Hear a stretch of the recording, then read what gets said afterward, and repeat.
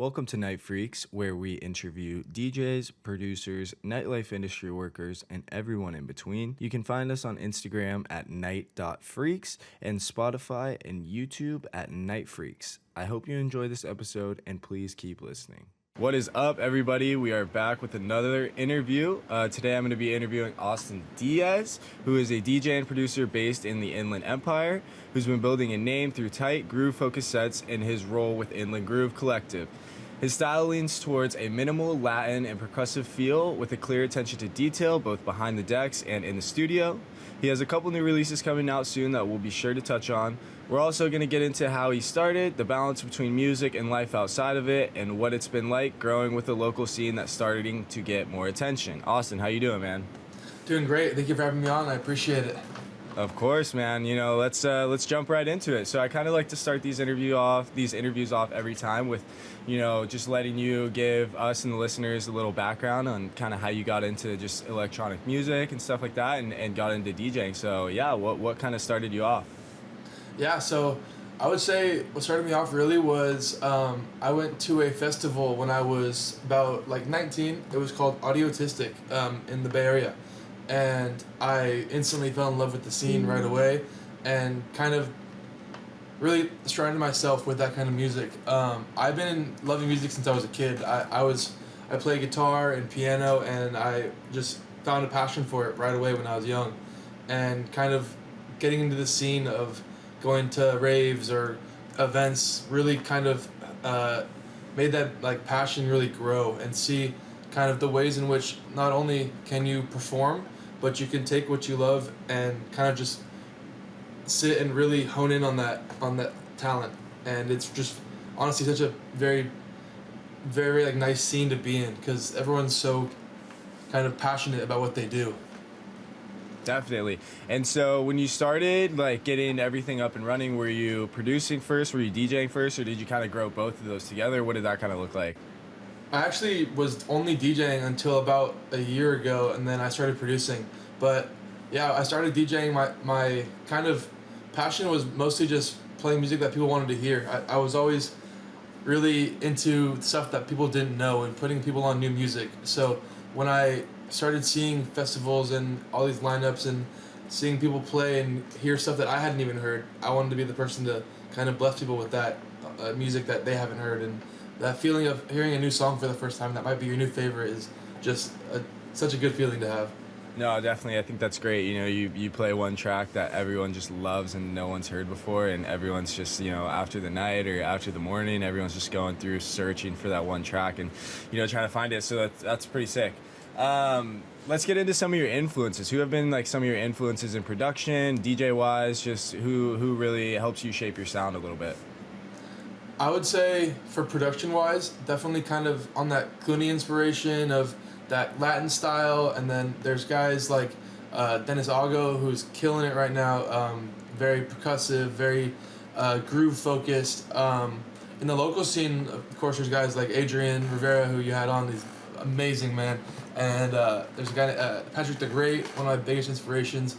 Coming into the scene, these guys showed me so much love when I was nobody knew who I was when I was just joining the scene, and they instantly showed me love and open arms, and they definitely inspired me with their music and the way that they go about connecting with people in the scene, just making sure that everyone feels like they're welcome, and the kind of the ways in which you really dive into what you want to get into, like your niche in the scene. They help you out with finding your sound. And those guys really have it honed in right now on what they want to play, when they play it, and it's just always fun watching them play. Definitely. So what were your first gigs like, and how do they differ from the gigs that you're playing now? It's funny, actually, my first gig ever was one of my really good friends' graduation party, and nice. I was set up on my old little DJ 200, little the size of my hand, this big. And it was on top of a cooler, and I was just sitting there with my computer and on top of a cooler in the corner of the room. And honestly, from that point, I found a love for it, and then started kind of doing it more in my room and putting myself out there more, and then ended up getting my first real gig about probably a year and a half ago, maybe a little bit more. at the Circle in Orange County, and that was kind of a big spot for a first gig. For sure. And I mean, I played there. I met some really good people. They loved what I had to offer, and from then on, kind of the ball just kept rolling. Yeah, so what did you kind of like take away from those earlier gigs where, you know, you were just kind of learning and doing things like that? Like, what were your main takeaways from those gigs? Probably one of the biggest things that I knew when I was just starting out that I wanted to really make my sound be around was the groove. Like making sure that when I'm playing, the vibe doesn't just stop. Like there's no really time for people to sit there and go, "Oh, this guy sucks." Yeah. I want to make sure that the whole time that the crowd is into it, and making sure that I'm playing stuff that not only fits the vibe of the room but fits what my style is. Nice. And how has your approach kind of changed? You know, like I know you're producing a lot more and you're getting a lot more tracks out there. So what is your mindset like when you go into a set and obviously like you want to drop a couple of your tracks and obviously play other tracks? So what's your kind of mindset when it comes to that, like planning and getting tracks ready? And yeah, what's your mindset when it comes to just kind of preparing for those sets? I would say with my original stuff, it's definitely a lot scarier to play. I definitely will really try to play other songs before mine because I'm in the boat where I'm a perfectionist and everything that I make, I want it to be perfect. And I'm hearing these top producers make these absolute just heaters. And it's kind of overwhelming a little bit because I hear mine for 8 hours pretty much when I'm making it, 9 hours when I'm making it. And I'm like, oh, like in my head, that certain part doesn't sound as good as I want it to, but I'm like still trying to figure out what it should sound like, and these guys are dropping absolute just like weapons. And honestly, like the biggest thing with my originals that I'm playing is just there's times when one of my homies will be behind me and he's like, dude, like you have to play one right now, it'd fit perfectly. And that's kind of the push I need to really play some of my own stuff. But for the most part, I'll be able to put at least one of mine into my sets. It definitely takes a lot of willpower to actually cue it up on the CDJs because Definitely. seeing that pop up and hoping the crowd likes it is definitely a scary feeling. But for other music, I definitely just love to like take really big dives when I'm taking my like driving anywhere or kind of in my room working just on anything I have to do. I love to have my music in the background and always finding new tracks to play. A lot of big artists just constantly will put out these crazy records, and it's easy to dive in on Friday mornings when all the new music drops. It's kind of my Friday morning ritual. Just have fun and dive in on the new music. That's dope. And when you're digging for tracks, where are you digging a lot of the times? Like, are you on SoundCloud? Are you on Spotify? Like, are you through playlists? Like, what is your kind of like digging mentality like? I would say probably one of the biggest things is SoundCloud. There's a lot of people like edits that they put out, and they really are able to take songs that you wouldn't see on Spotify and kind of bypass certain copyright stuff and get it onto SoundCloud as a free download. And those are kind of some of my biggest tracks in my sets happen to be from free downloads on SoundCloud of just people who might not be able to pass a copyright, but the song is so well known and they did a really good job on designing their sound with that song. And it really kind of it's make or break of certain sets is having those kind of edits that people know but haven't heard the style or the drums that these like other ones might have. But I also use Spotify a lot too. Spotify has a good release radar, so they will kind of give you a playlist on, I think they do Fridays, but they do also do like weekly and daily. So when music drops, they give you a playlist and it kind of gives you everything that just dropped that week or that day. And it like they do good with their algorithm on like stations. When you have a song you like, you can make a station out of it and it gives you recommended like songs from that song. It's pretty cool. No, that's dope. Yeah, I always, you know, the free download stuff for SoundCloud, dude, like it always rips. Like you just always find these crazy tracks in there that are just super sick. They have really catchy, you know, vocals and melodies and stuff that are just killer. And they're free downloads. And it's like you really can't beat the free downloads for sure. And like you were saying, a lot of the times they crush and they're just super, super sick tracks that no one's really heard before. Like how we were talking about before, like just having those tracks that you can show people for the first time and everyone loves it. Like, yeah, the free download game on SoundCloud is is sick. Yeah. But let's jump a little bit more into kind of like your engineering and music. So you just graduated from Cal State Fullerton with a bachelor's in mechanical engineering. Congratulations, that's Thank you. sick. Appreciate it. How did you manage the workload of school, DJing, bookings, producing, building your brand, all this stuff? Like, what was that like for you? So when I started DJing, I was in my kind of like end of my sophomore year, starting my junior year of college, and my class load was I mean engineering is pretty tough class load. So I was pretty heavily invested into my school and making sure that I keep up with my grades. And I mean I'm very focused on my academics, especially kind of when it's what I want to do with my like rest of my life is make sure that I do what I do well, and I don't like to kind of slack on anything. I want to make sure that I put my kind of all into what I'm doing at the moment.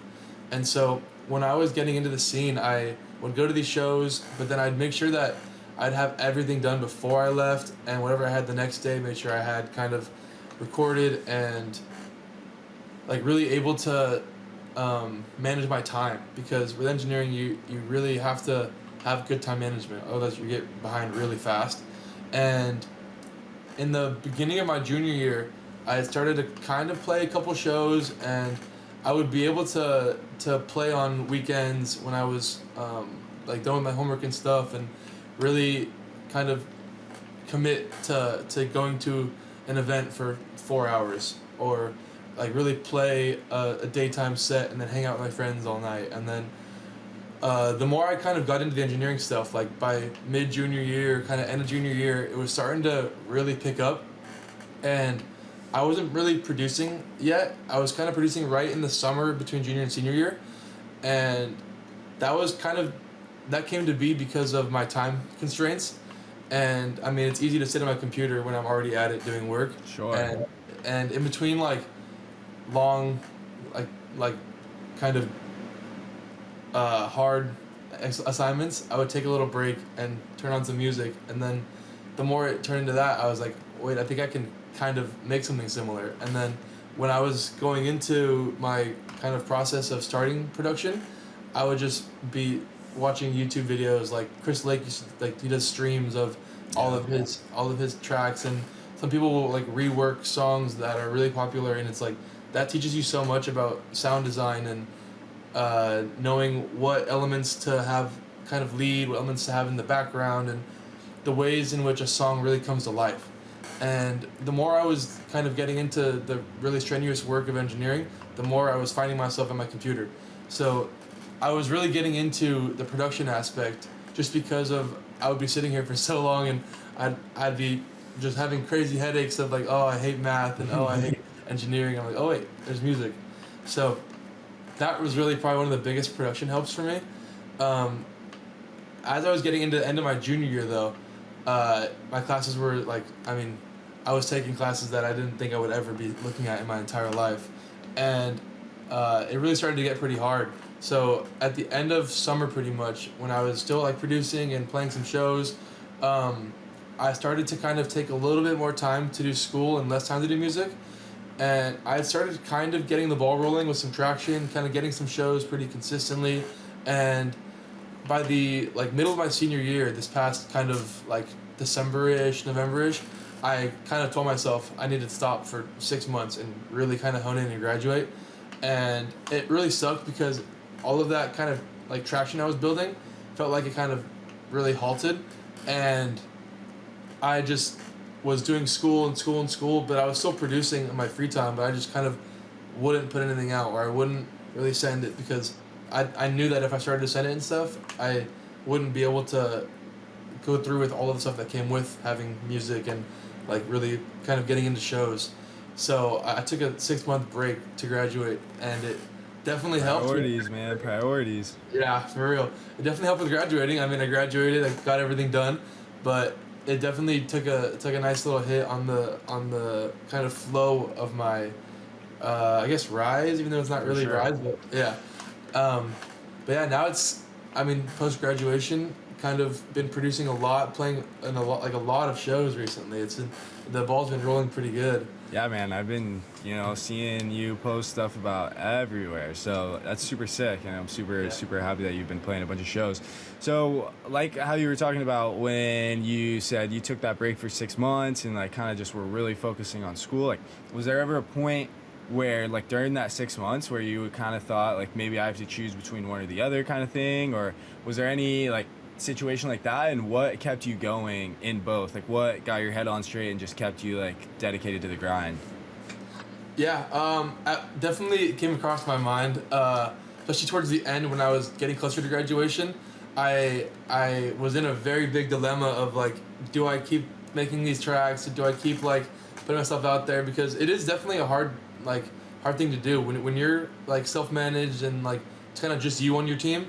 You have Sure. to be your own social media manager. You have to be your own booking manager. You have to be your own like talent artist. Like you have to really do a lot and like not only just talking to people and getting your name out there, making these connections, but the social media aspect right now is so big with getting, Huge, dude. yeah, That's, yeah, yeah, content, content, content, exactly, yeah. So, kind of towards the end of it, at the end of my schooling stuff, I really had to reflect on what I wanted to do with kind of moving forward.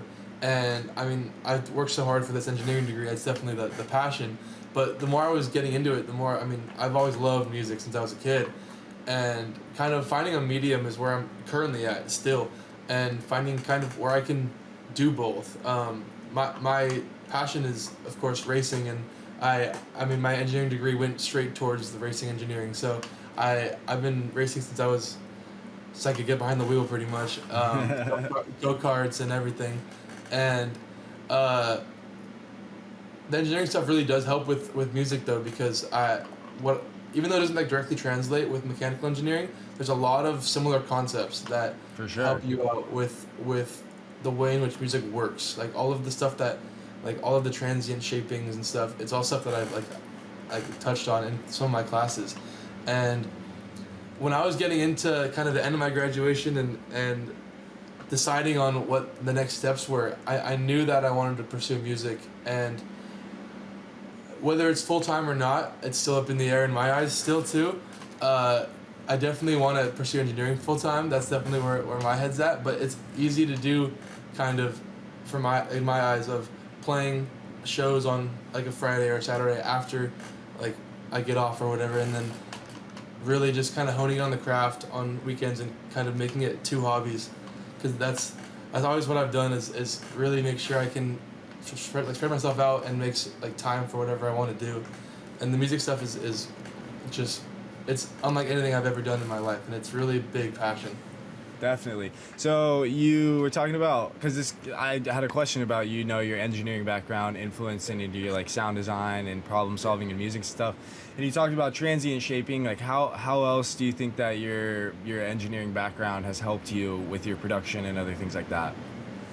I think one of the biggest things doesn't have to do with engineering itself, but more so the kind of the workload of engineering. It lets you sit at a certain problem for a long time without really having this give up mentality. Like Sure. I would sit at some of my problems for hours on end just hoping that I could like work through it.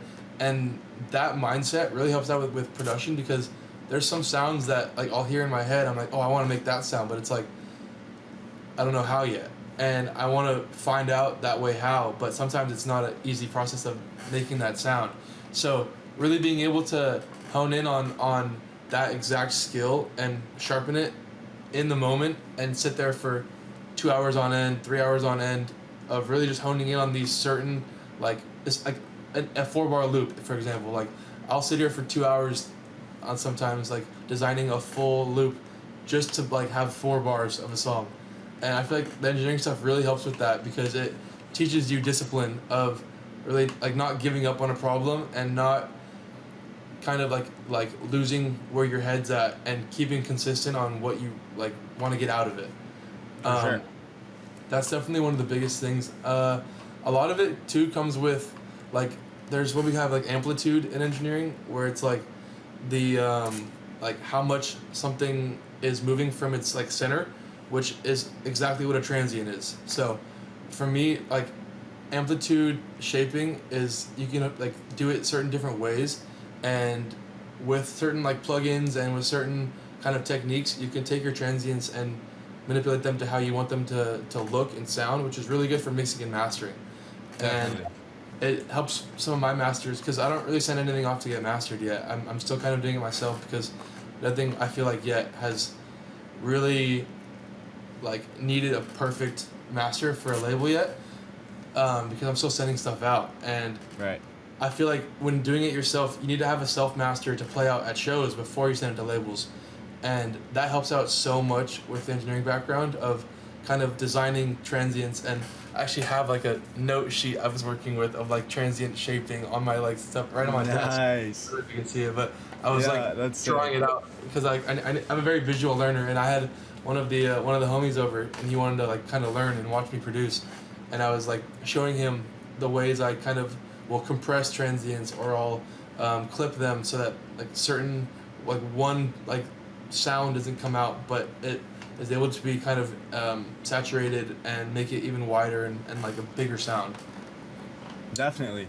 And yeah, I think like, you know, that's probably helps you a ton, obviously, like just having that mindset of just like kind of that never give up mindset of just like sitting down, having a goal and really just not stopping until, you know, you hit your goal or you're satisfied with what you have. So yeah, I think that's super great for you, and like will definitely help you so much as you keep pushing on and keep moving forward in this industry of just like being able to sit down and just really just lock in until it's done. You know what I Yeah, mean? So that's definitely. super cool. But I wanted to talk to you before we move on. I wanted to talk to you about playing Up and Up Festival when they came through Fullerton. What was that like? How'd you get that gig? Like, just talk to us a little bit about that. Yeah, well, I was actually part of that team. I Oh, when I was kind of getting into it, they were kind of one of the like at my school there wasn't really much for like nightlife and parties and stuff. There was, I mean, always the frat parties and stuff, but I wasn't really in that crowd, and I was really busy and didn't want to like really get into that crowd.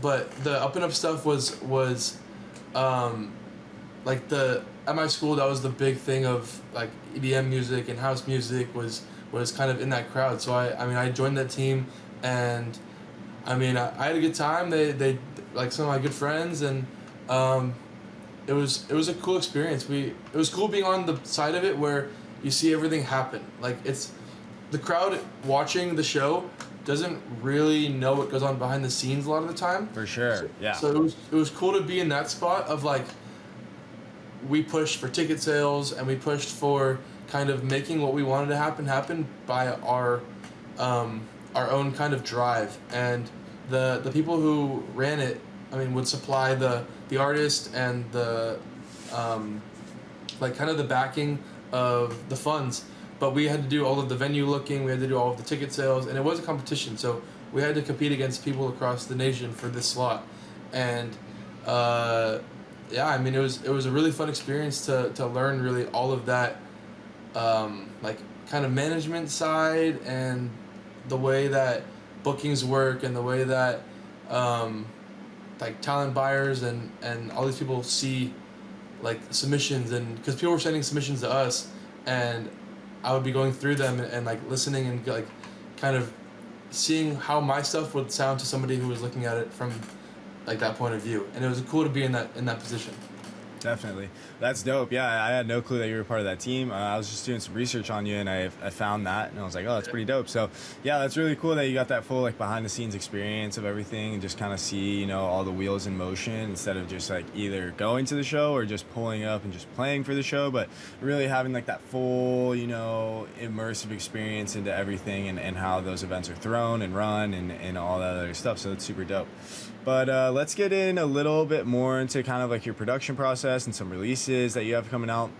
So I was at Tell Your Friends at, what was it, that gym? What's that gym called? Madhouse Gaines Asylum. That's it. Yeah. Madhouse Gaines Asylum. Oh, they're gonna kill me. But Yeah, so I heard. I think it was who. Someone was playing that that new track that you have out with that classic old "Snatch My Crops" sample. Yeah. Can you talk to me about that track, like how that came about, what that meant? Because I've been seeing a lot of people play it out. You know, I see a lot of people, you know, on social media playing it out and stuff. So, what is that like? And then can you talk about any other releases that you have coming out too? Yeah, so that one actually started out. My dad was sending me just songs of like stuff he used to listen to. I always ask him because he's very he has a very good ear, and that's kind of where I get it from. And he would used to send me all these songs when I first started getting into DJing of like, oh, like you should like mix this, you should mix that, and I was like, Dad, I play house music. Classic like, dad, classic dad. yeah. I was like, this isn't house music, but like I'll like take a listen to it. And some of the ones that I used to get sent to him or from him were actually really good, like 80s, 90s, like good stuff that I probably wouldn't have known. And I had heard this song before, the Insane in the Membrane song. I had heard it before, just like growing up, like my dad would play it, or like it'd come on like one of my like social media platforms, and somebody would play it, and I heard it, and I was like, I could like do something with that. Like that sounds like something I would make, but that's probably my 15th track to this point. That's like I've put in a lot of work into other songs that didn't do well in my eyes, that I didn't even like want to send out. And this one was my first really track that I was like really happy about. And so when he sent it to me, I mean, I was designing all of the drums for it, and I was designing the bass line, and as I was progressing, it started to kind of take form, and I was like, wait, this is kind of actually pretty good. And I started to finish it, and I played it out at, the first time I ever played it out was at, I believe at Blind Tiger, and I was playing with one of my friends, and I just like was like, damn, like I think it's time. Like I've been hearing it so much that I think it would fit this exact moment, because I think it was with Adrian actually, I believe, and he had played a song that sounded kind of similar to the drums that I had, and I heard it in my head, and I was like, I think this is the time. And I started to mix into it, and the master wasn't great yet. I was still kind of learning. Master wasn't great, and so I had to like turn up the trim a little bit and make it a little bit louder. And once that little whistle noise came in, I was like, oh shit, like it's actually kind of working. And I like started to mix into it fully, and I fully got into it, and I was like, there's no going back now. So whatever happens, happens. And I looked at him, and he like kind of like smiled nervously, and I was like, we're in the same boat, hoping this works. And it's like the build up started, and it dropped, and everyone was moving, and like I mean it sounded really good. And then I kind of bookmarked it in my head and went home and finished the master that night, because I was kind of wanting to really push it out. And then I sent it to a couple people, and before I knew it, I got texted from the homie Athena. And Athena was like, hey, I'm playing at Sound. Do you have any tracks for me? And I sent her that one. And then I pulled up to Sound. It was for her birthday, actually, I believe. And that was kind of the biggest moment that song's had. She played it, and like people in the crowd were just like, I mean, just loving it. And I mean, Sound is a crazy venue to have a song played out at. Yeah. And somebody in the front couple rows had his phone out, and he said like ID ? And I was standing there, and I was sitting there, and I was like, this is surreal, like this doesn't feel real. And everyone backstage, because I mean I was on stage with her, everyone backstage was like, when I kind of walked back, was just like instantly like props, like everybody was loving it, and it was like, super such a supportive. Good feeling. Yeah. And then from that, I mean, she's played it I think 3 times now, and every time she like says the crowd reaction is just amazing to it. And I played it at In the Groove when I made my debut with them, and same thing, like the videos from when I've been playing it are just, everyone's moving, and it really like, it's so cool seeing something that I made come to life like that. Definitely. And that's funny that you mentioned, you know, just like playing it out for the first time, not really knowing what's going to happen. Like, I feel like that's like, you'll never know until you play it out. Like, either people are gonna love it and it's gonna pop off, or like it's not, and it's just Yeah. gonna go like one of two ways. But you'll never know until you play it out, and you just like let the people decide. Because at the end of the day, like, they're the ones listening to the music. They're the ones, making everything happen. So, like, I think that's super sick that you got really good reactions out of it and people keep pumping it out. And yeah, that's super sick. But can you talk about any other releases that you have coming out soon besides that one, or are you still working on stuff? What is your thought there? Yeah, I have probably like 8 or so tracks I just sent out to a bunch of labels. Waiting to hear back for most of them because I sent them like this week, last week. But there's some in there that I've been playing in my sets that people have been really loving, and I'm really excited for some of these. One of them is an edit of that old song. I don't know what the actual name is, but it's like Too Legit to Quit, I think is what it's called. Okay, yeah. Oh, Cool J. Yep. Yeah, Cool J, yeah. And I sampled that one, and I played it actually last night. I had a show, and I played it, and for the first time I played it, and I mean it got crazy reactions too, and I think people are starting to like the sound that I'm putting out, and I'm making my sets around that sound too. Yeah. And Definitely. that definitely helps with playing my originals because there's ways to kind of trick the crowd into liking your songs. And I'll play a song that might not be as energetic, but it still keeps that same vibe, and it's kind of the set curation that makes that song pop. So when I'm going into it, I'm like making them want to hear something that they don't know yet, and kind of designing my sets around teasing certain tracks and teasing certain sounds that people are gonna hear and go, oh, it's that, like oh that's new, like I haven't heard that before. And so I'll try and get in an original at least every set and plan it out to be like during like the journey of my set, and like make sure that on the way up of like the really vibe and the energy of my set, they're hearing something that I have, so that they can hear it and go, oh wait, that's what makes him stand out, is that's his track, like that's the sound he's putting out, that's the song he's playing. And it's fun, it's cool seeing other artists do that, like like what you said, like at TYF, I tell your friends when Athena and Alexa played it on, that's who it was. yeah, when they played it at that show, and it was, I mean, that crowd was insane. It was packed. Sick. Packed crowd, dude. I did not. Yeah. I showed up and I was like, oh, damn, there's a lot of people here. Yeah, shout out Irving. That guy, he knows how to do it. Gets it done, brother. Gets it done. Yeah, and really just kind of seeing how they led into that song, and how Athena was mixing into it, and then hearing that like whistle part I was telling you about, hearing that come on. I was backstage just like talking to some of the homies, and I heard that because she had said that she liked it, but I wasn't sure if she was gonna play it or not. Like sometimes it doesn't fit the set, and I mean, whenever someone says they're gonna play a song, I never really take it to heart if they don't, because sometimes it doesn't fit the set, and right. That's one of the hardest things about being an artist, is knowing when the song is supposed to fit and when it doesn't, and having kind of the mentality of saying I want to play it, but it might not fit. And when she told me that she liked it, and she had played it a couple times, and I mean I was there, and she's one of my like day one homies, and she started mixing into it, and I was like in the backstage. It was a pretty big backstage, so like I was kind of like struggling to get there to the stage. And I was like walking through, and someone was like, yo, this is your song, isn't it? And I was like, oh my god, it is.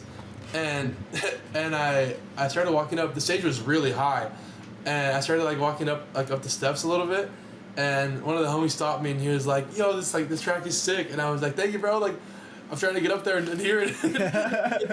and I walked up there, and I mean, when I got on stage and looking out at the crowd, it didn't even feel real. Like that stage, the production, everything was amazing. Tapped, dude. Yeah. Tapped. It was great production.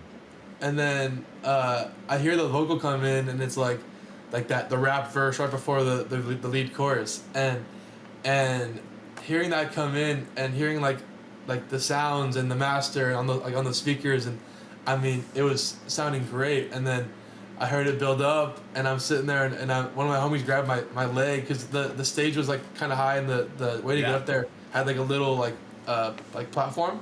One of the homies grabbed my leg, and he was like yo, this is your track, and I was like, yeah, it's crazy, and it's a funny story with that homie actually. His name's Serge. He's one of my really good friends. We have a song coming out together, and we wanted to pay for a master. It's a really good one, and like really hear like the real master, and we made a bet before the show, because Alexa had one of his songs downloaded, and we made a bet on who would play, like whoever song got played last would pay for the master, and so he grabbed my pant leg when mine was playing, and I was like, "How?" Like it's. I think it was on the camera that they had on stage. It was like, "Have fun paying for our master," and then like I turned around, and like that's when the video started. That 2AF posted on their page. The video started right there. Me turning around and like putting my glasses down because, I mean, I like to have the glasses on. It makes me like feel like I'm hidden a little bit, and like just cheesing the whole time, just loving it and like dancing to it back there, and both of them giving me props on stage of just, yo, this sounds sick, and then seeing the crowd just absolutely just moving, like everyone's hands were in the air, and like the whole crowd was like swaying. It looked like it was sweet, and then to make that story even better, his song got played next right after. Yeah, and the whole ride home, we had gone together. The whole ride home, we were just making fun of each other of like, how could it have been in the whole, I think it was hour 15, hour 30 set, our songs got played back to back. Oh man, that's funny, bro. And it's always, it's always great to hear your songs played out. Like, that's just the biggest pat on the back or props, like, from anyone. Is just like, because anyone can tell you like that it's fire or that it's good or whatever, but when it really gets played out, then it's like, okay, people actually really do like this, and I do have something here, and it kind of like just reinforms you that you really got something, and you got it going on. So that's sick, dude, and I love that story. That's actually hilarious. Yeah, no, it's something that I always bring up to him. It's so funny, and the song that we have coming out is definitely one of my favorites too. It's full original. It was just like we kind of did it. I mean, we produced pretty much daily together. Me and him, like we were really good friends. I made a Discord with all of my like close homies, and we called it the School of House. So kind of sample on like the School of Rock kind of style, but School of House, and it's a bunch of the big artists around LA, and some are like nationwide. Like one of the homies, like Patrick the Great's in there, Amula, great guy, Adrian's in there, Culiano's in there. Like all of these like the kind of artists that are coming up in the scene, we're all very willing to help each other out and send each other like our songs and get feedback, and I'll hop in there and stream like what I'm working on usually a lot, and have some of the homies kind of sit in on what I'm doing, or I'll sit on what they're doing, and I mean we learn a lot from each other of just simple like little tricks and little tips, and we were in this like in the stream one day just like talking. We were like, we need to hop on one, like we've been talking for so long, and he's part of In the Groove as well. He's one of the residents, and we were just talking, and we kind of like got to the point where like we need to get on one. Like we're both kind of making tracks that are starting to hit. Like let's do it. And then we were just sitting there and we grinded it out in pretty much like a day. And nice. It's definitely one it'll be coming out soon, hopefully, and it'll be one that people will be put on notice for sure. Sick, dude. I can't wait for that to come out. I mean, well, I was looking for new tracks, and your shit's always popping off lately, so I can't wait. What is your creative process like when it comes to like producing those tracks, original tracks and stuff? Do you kind of start with vocals, samples? Like, do you start with percussion? What's your thought process when it comes to that? Honestly, I'd say every song is different that I've made. Sometimes I'll come home from, like, for example, I went to Chris Stussy this past weekend, or 2 weekends ago, and I came home. I was at the concert or at the show, and I was writing notes in my notes app of songs of like, I was hearing him play a track, and I was like, that's cool, but I think I'm hearing this, and like making original vocals in that crowd, and that's probably one of my biggest inspirations is hearing other artists play songs. I'm like, oh, my spin on that would be sick, or like, oh, the way that I would design the drums around that vocal would be super cool. But it's tough because a lot of these times that these artists are playing remixes and stuff, that remix has been played out a lot and like sent a lot. So everyone has a song like, oh, I already have one of those remixes. Like, I don't really need this one. So making yourself stand out with your style and everything is really big. A lot of times I'll just hear a song on kind of either like TikTok, Instagram, whatever, and I'll hear it and I'm like, oh, that'd be a cool sample, and instantly hop up from my bed to the computer, and start it like right then and there. And usually I'll finish tracks the night I start them. Like Nice. I'm not very good at letting tracks sit. Like I sit there and I'm working and working and I'm so into it that I don't realize it's 4 a.m. or Yeah. don't realize that I need to actually get to bed. You get kind of stuck in that trance where it's just like work, but it's Exactly. fun and it's Yeah. like I'm having a good time, so why would I stop? Yeah, it's so fun. And then there's times I'll sit up here and I'll try and design a certain sound. Like recently, I've been diving more into the Latin sound of like designing bongo drums and designing like Sure. that like Latin style that's really popular right now. Yeah. And that's where I'll sit here just with a 8-bar loop and just design kind of a whole drum, like a whole percussion loop, and make it my own. That's what I've been doing recently of really no inspiration but a sound in my head. Like there's no vocal, there's no really like song I'm going for reference. It's just what I think sounds good, what I would want to play if I played a Latin set, and the vocal in that aspect comes last. Like Right. I'll make the full song, everything. I'll put the vocal in last, and then I'll design the song around that vocal after I already have the backbone laid out. That's Sick. kind of helping me a lot with kind of ideas and variation in certain parts of the songs, and letting certain stuff come to light, letting certain stuff kind of sit in the background, having certain leads take over and certain leads kind of sit in the background. It's definitely one of like the most fun things in track designing and arrangement is finding what you want to be the focal points and finding what you want to be kind of sound that nobody will hear but they'll feel and they'll move to. Right. And when you're, producing these tracks and stuff, do you ever get like creative blocks? And if so, how do you normally reset or get inspired again from those and just kind of like lock back in if you ever do get those blocks? Yeah, those blocks are definitely a big part of producing in any kind of art form. Like there's times where I'm sitting here and I'm like, this doesn't sound good. Like I should just scrap it. But it's like no, like it could be something later on, or it could be something like I have a lot of projects sitting in my Ableton that are just stuff I'm saving for when I get better. Like even Nice. where I'm at right now, I know I can get better, and I know I can like progress, and I know that the ways that I'm kind of going about these songs, I'm going about them in a good manner, but I don't quite have the skill yet of what I want to do with this exact track and the vision I have for it. So I'll kind of just either hop on one of my other songs, or I'll just turn it off, take an hour to maybe watch a movie or something, maybe 2 hours, and come back to it with a fresh kind of mind, and Nice. like really be able to like just clear my head with that music, because a lot of producing is very long Oh, like, yeah. sessions of hearing the same samples or hearing the same loops, and it definitely gets kind of tiring on the ears. No, yeah, definitely. And, you just listen to the same things over and over. That ear fatigue starts coming in, Yep. and, you just kind of like, dude, I don't know what I can do to make this better. And sometimes you just start making it worse. You know what I mean? So it's Yeah, like, you totally. just got to take a step back and, take some time. Like you were saying, go watch a movie, go sit down for a little and just kind of like take your mind out of that. And then, I don't know, for me, a lot of times something will then inspire me. Like either I'll see something or whatever, and I'll be like, okay, it's time to go get back to it. It's time to lock back in. Like, let's really do this.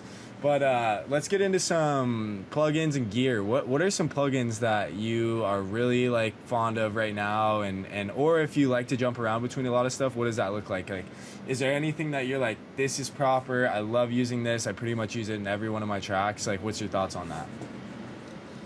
I would say one of the ones that I like that's kind of some game right here is the sausage fattener. Yes. That's one of my favorites because it really widens your sound. Sure. But honestly, a lot of my stuff, I like the stock plugins, and I keep it simple with my plugins, and I use my sound, like my sound design, to really make things pop. Nice. I would say I have under 10 plugins downloaded right now. Sick. Yeah, And you use Ableton, right? Yeah. Ableton stock is proper, dude. Yeah, They got yeah. really good stuff in there.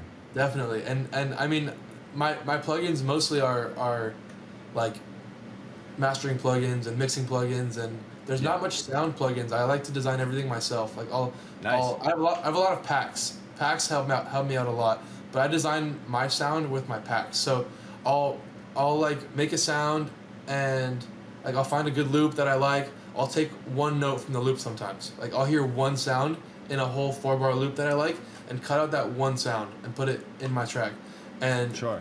that's what like kind of separates my music from, I feel like, what other people are making, is finding that one sound that makes me me, and putting it throughout kind of my loops, or like making like I started making my own sample pack right now of sounds that I've been Tight. like sounds that I've been making, sounds that I've been doing, and I've been blessed. One of my really good homies, the actually founder of Inland Groove, Eddie Lavin, he has helped me out so much with kind of, he's been helping me out with studio time, and I've been Sick. using what's called a Moog. It's like a Yeah. synthesizer, and I mean I've played piano for a while, so I can use these Moogs and design it pretty well. So I started to make like some of my own sounds. That we have some songs that we've been working on, and Sick. like using these certain like one-off sounds that nobody's ever heard before or like knows, because it's something I made on the spot, like just messing around with buttons and hearing what I like and hearing what sounds good. And that's probably the biggest thing, is what separates you as an artist, is finding your niche, finding what makes your sound, like the ways that you kind of immerse yourself in all these different like instruments, or all these different like synths that come with sound design. And it's definitely one of the most fun parts of separating what I have. And the plugins are good for it, but it's only kind of for taking the sound that you already have and amplifying it, or Yep. kind of making it like wider. But most of the really beef of it comes from your style. Nice. Yeah, no, and I like how we were saying, you use a lot of packs, and you kind of just take that and let that build your sound, and kind of just use the mixing and mastering plugins. Like, that's super cool. And I feel like a lot of people sometimes are using a lot of different plugins that are helping them with their sound design and helping them with those things. But yeah, I think that's a really cool take on everything, and just using those packs and just building it out that way. And like how you're saying, the Moog, like always getting new sounds and just creating new stuff. I think that's obviously the best way to, set yourself apart from other people who are kind of using the same sounds, or using these things that have been played out a bunch of times already, and people, have heard them over and over and over, versus kind of making your own sounds and building new stuff that aligns with the genre, aligns with what people like, but it's just different sounds, which creates different feelings and different vibes. So I think that's really cool. But let's get into your Inland, how you are connected up with Inland Groove and all of that stuff. So what's that connection like, and how has that helped you grow with your career? Yeah, I mean, I met Eddie probably like right before I took my break, pretty much for school.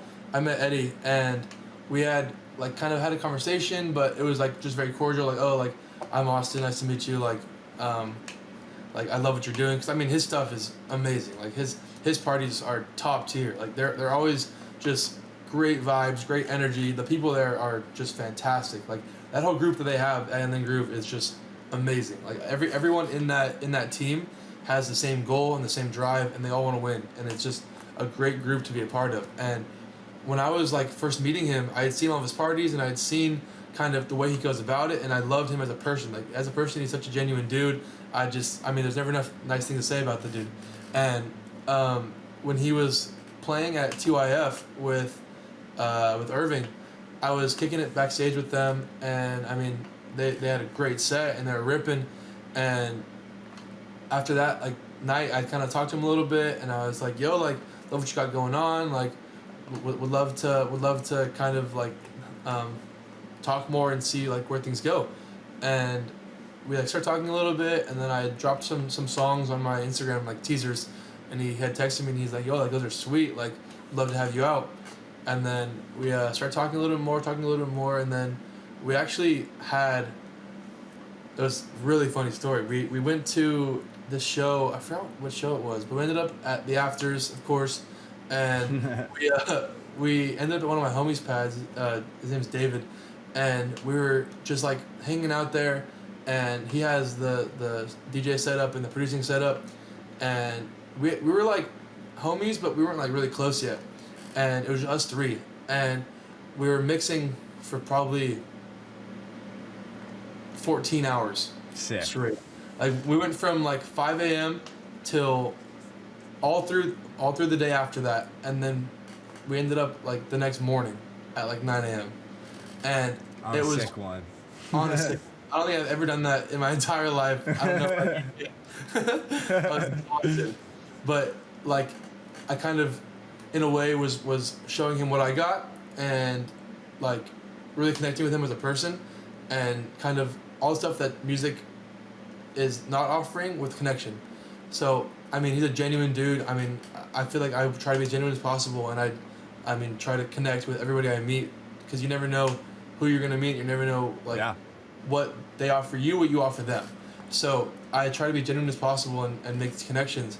And me and him hit it off pretty quick, and he was like, "Yo, I'd love to have you out, like for real. Like let's lock something in." And then I ended up playing like the next Friday, and Sick. it was an experience like I've never had with the set. Like it was, that crowd just loved what I was doing and loved. I played probably 5 originals, and it was, I mean, everyone had gotten some love, and I got the whoops on a couple of them, and that feeling of playing your own song and hearing the crowd like hit the whoops is something that you dream about, right? Like that's Yeah. something you see on videos, and you never know when it's gonna actually happen. And hearing it, that was like the first real time I heard the whoops for one of my songs, and I was up there just the whole time. All the media is me just cheesing, like I was just in another world. It was great. And then yeah, after that he offered me residency with them, and from there it's just been, I've kicked it with him like once a week for the past month, it feels like, at least. And I mean, he's helped me out with everything, with kind of production, with meeting people. Like he's been helping me out a lot, and I owe him so much of just like everyone we meet, he's just gassing me up, and I don't know what to do sometimes. I just sit there and I'm like, yeah, bro, like, love you, bro, I love you. No, that's awesome. In your opinion, what do you think kind of sets Inland Groove apart from other house techno kind of collectives that are in the SoCal area? I think the community, that community they have built up there is they're there no matter who's playing for the music.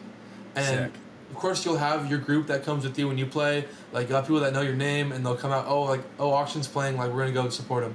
But they have a group that will just come out and have a good time, and like they run these events so just tight knit with like their community and the sound they want to put out, and they really do a good job with lineup curation. And it shows, it really shows, because their sound and their style and everything is just so well put together.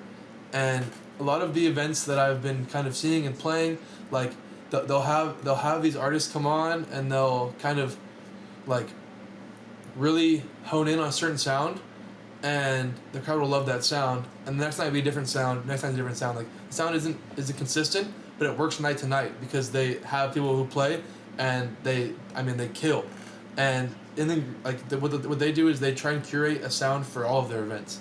Sure. And that sound is just killing. Like that's like the sound that's in right now. And, Yeah. And I mean, same thing with TYF. Like they're throwing events, and they're knowing their sound, and they're booking artists that play that sound, and that's why like everything's been taking off so much for both of these guys. Is, I mean, they're absolutely masterminds in lineup curation, venues, lighting, like all the behind the scenes stuff. They do so well that it's hard for people to see that go and just party, because they don't even notice it. That's how good it is. Right. And yeah, like you were saying, I haven't been to an Inland Groove party yet. Definitely need to get out there. But for the TYF stuff, dude, they just seem to always have that stuff tapped in. Like the sound is always great, the lighting's always great. You know, the ambience, the vibe is just always like on point, and it seems like they're just crushing exactly what they're going for, and exactly, you know, the market that they're trying to tap into. And clearly they're shooting off and just taking off in that market of, you know, the underground community style, like how you were saying, like big community, great community. Like I think that's exactly how you start too, and how you really launch something off, is just by having that core group of people who just love it and are here for the music, are here for the vibes, and just are here for each other. And I think that's definitely what sets, you know, some collectives apart from others who are just trying to book really big names or trying to book whatever it is. You know, you don't have that sense of community, so people aren't gonna come, you know what I mean? And so it's just like, when you have that community, you have that love for the sound, it makes it all worthwhile, and it makes all the difference on bringing people out, and continuously bringing people out, and continuously having big crowds and stuff like that. And I think that's really great. But yeah, so we're just about done here. I got a couple questions for you just to kind of wrap up. Just some fun like one-off questions. What's one track that will always stay on your USB? Oof. Wow. I would say there's a couple. One of the biggest ones right now that I've been playing almost every set. It's called My Joy. I think it's by Mazos, something like that. My Joy, and it's. I mean, it's a belter. Like everybody that hears it, it's a vocal that nobody really knows. I don't Cool. think it's a like popular song. And I mean, I played it in the groove, and the video of it is just electric. Like it's just everyone's vibing and moving. And then I've played that probably my past like 3 sets. I found a way to just like put it in there. And that's probably one that'll stay for a while. That's a good one. That's probably been one of the biggest ones because my sound's developing, and I try not to play Yeah. certain songs repeatedly, because I like to keep my sets fresh. Like I don't play the same set twice ever. No, it's great. I don't make the same playlist ever. Like I try and dig every show I have for at least 15 new tracks a show. So it's rare for me that songs will get played for more than 3 or 4 shows. But my originals will tend to be sticking around for, I mean, most of them, hopefully. I hope they stick around. But yeah, I mean, that's probably one of the biggest ones. I put some of the homies onto that one recently, and I mean, when I've played it, it's just different. It's a different track. It's sweet. Sick. What do you have like one kind of story from a gig or a show or whatever that's like funny and just will always stick with you, like something crazy that happened, or is everything normally pretty chill? There's been a couple. There's been a couple weird gigs I've played, or like empty rooms with 4 people that are just absolutely blasted. And I mean, that's part of coming up in the scene. You have to play for those empty rooms to get your name out there. But there was one about like 3 months ago. I think I played at Blind Tiger, and I was like playing the opening slot on like a Tuesday, or like the middle slot, like 1 to 3 on a Tuesday, and like there was these like 5 like just blasted dudes just came in like probably 12:30ish when I was kind of getting there, and they were like right in the front the whole time, just like staring like right at the DJ, and like I went on and I started grooving, and like 30 minutes in, pretty much like they were giving the whoops for like 15 minutes straight. I swear, like 15. Like it was like 4 songs in a row, and I don't know if it was me killing or if it was them being blasted, but like at one point it was probably the funniest thing I've ever done in my life.